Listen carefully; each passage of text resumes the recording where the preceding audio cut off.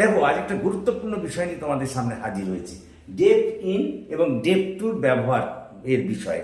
দেখো, deaf in আমরা সেই ক্ষেত্রে ব্যবহার করি যেখানে দৈহিক দিক দিয়ে কেউ কানে শুনতে পায় না, যার শ্রবণ শক্তি নেই, তাকে আমরা সেক্ষেত্রে আমরা ডেফ ইন ব্যবহার করব।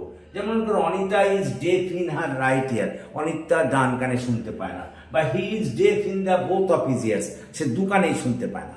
কিন্তু ডেফ টু, যে ক্ষেত্রে কানে সে শুনতে পায়, যখন মানুষ কানে শুনতে পায় কিন্তু তৎসত্ত্বেও সে ইচ্ছাকৃতভাবে শুনতে চায় না, সেক্ষেত্রে আমরা ডেফ টু ব্যবহার করব।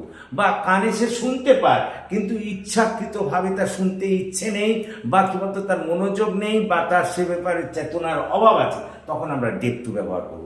যেমন করো, he was deaf to my request for help, সে আমার সাহায্যের অনুরোধের ব্যাপারে একেবারে কালা ছিল। Thank you for watching and listening.